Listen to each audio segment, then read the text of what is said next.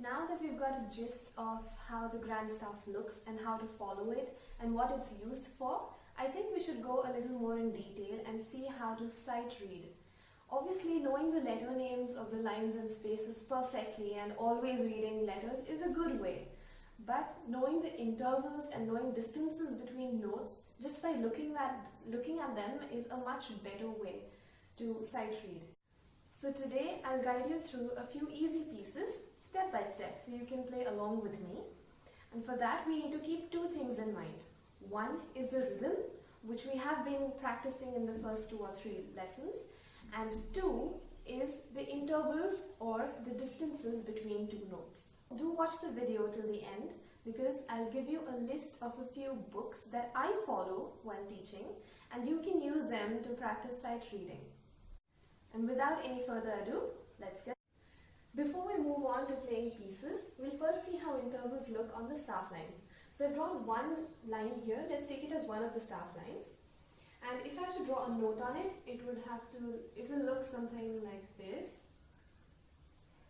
From here, if I go a step up, which could also mean a second up, it just means that I go to the next space, which is here.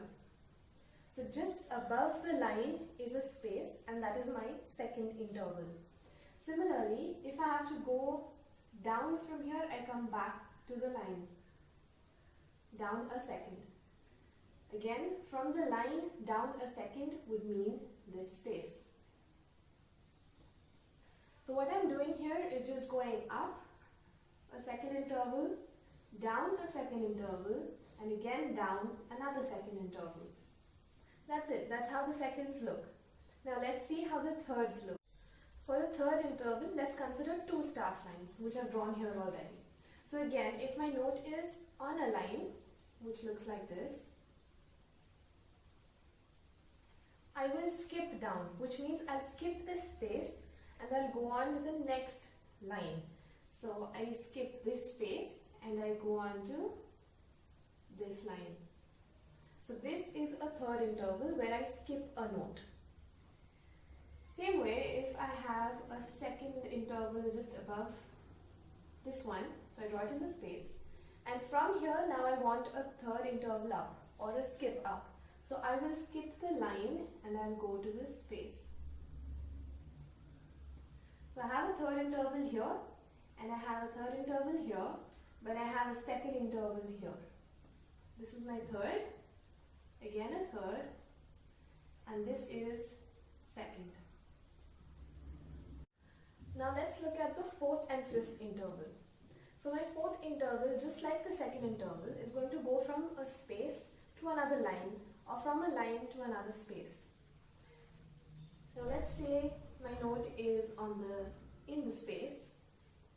From here, if I want to go a fourth interval up, so I'll skip one line and I'll skip one space and then I'll move on to the line. So counting from the note, not after the note, counting from the note, I get 1, the line is 2, space is 3, and the line is 4. Okay, so that's 1, 2, 3, 4. In the same way, for the fifth interval, I go from either a line directly to a line, just like my third interval, or I go from a space to another space. So let's have a look. If my note is here on the line, I'll count 5 up. So that will be 1, 2, 3, 4, 5. So this is my fifth interval. And suppose it's in the spaces. Let's see while going down. So if my note is here, I'll go 1, 2, 3, 4, and 5.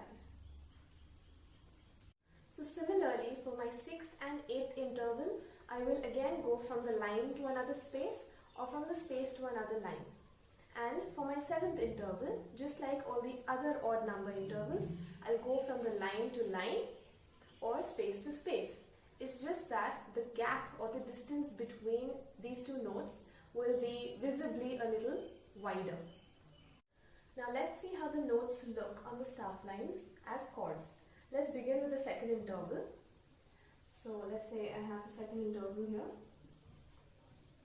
I'll begin with the note on a line, on my second line. I'll count a second up from there and I get 1, 2. So my next note is going to be here. Now when you write the second interval as a chord, make sure that both are sticking to each other, not far away. Okay?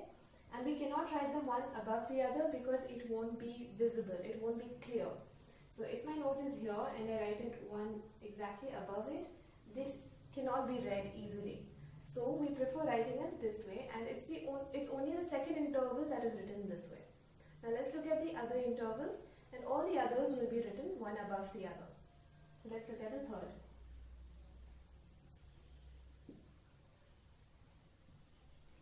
Again, I start with the same line and I go third up. 1, 2, 3.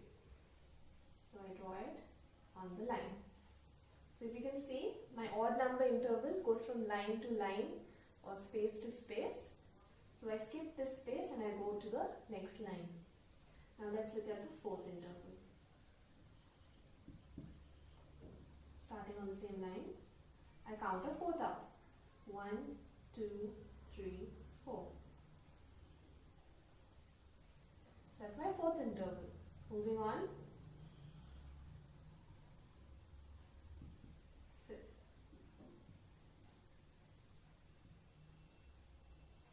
So I got this by counting. 1, 2, 3, 4, 5. Then sixth. 1, 2, 3, 4, 5, 6. Doesn't even look like a note.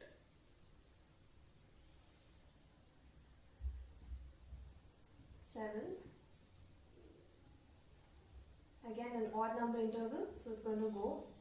Obviously, if it starts on the line, it's going to go to another line because it's an odd number interval. So let's count. 1, 2, 3, 4, 5, 6, 7. And my last one, which is an octave, or you can just say eighth. So 1, 2, 3, 4, 5, 6, 7, and the space is 8. So if you notice, all my intervals are increasing. It gets wider and wider as the interval number increases. Also note that all the odd number intervals are going from line to line because I started on the line. If I started in the space, it would have gone to another space. And see the even number intervals. All of these, they begin on the line but they end in the space. Let's look at this piece called Pop Song, and we can see that it's written in a grand staff because there's a brace. The piece is in 4/4 time and it begins on the second space of the bass clef, which is C, because you have all cows, so that's C, and that C is repeated twice more. If you observe the piece, you can see that the rhythm of every 2 measures is the same. It has a half note, 2 quarter notes, 2 half notes again. So 1, 2, 3, 4, 1, 2, 3, 4, and that rhythm is repeated again everywhere, except for the last measure. Now let's listen to it. It begins on C. So we have C, C, E, which is a third up or a skip up, and again a third up, which reaches G. Moving on to the treble clef, we begin on C, C, then going up a third again, we reach E, again a third up, G. Now we have the second interval in the bass clef. So we have F, G, F, G, F, G, C and D in the right hand, C, D, then third interval in the left hand. We skip F, and we have E and G, again E, G, E, G, and finish off with C, E in the right hand. Now let's do it again with the correct rhythm. So C, C, C, E, G, right hand, C, C, C,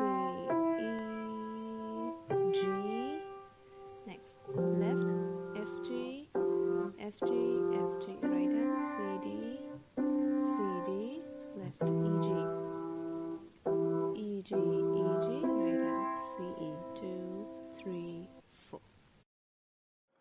These are some of the books that I follow while teaching beginners. Practicing from even one of these would help you immensely, and it will be a very good start to sight reading. If you are a singer or you play any instrument that uses only treble clef, then you can use one of the last 3 books that I've shown because they contain only lead sheets. Or you could use any instrument-specific book. You may take a screenshot of this very popular piece and try it out as an assignment. Let me know how it goes in the comment section below. You can find the links to all the books that I mentioned in this video in the description box below. Also, if you have doubts about anything or any topic that we've covered so far, then do mention it in the comments section and I will try my best to help you out. Do like and share and subscribe if you haven't yet. I'll see you in the next video. Bye-bye.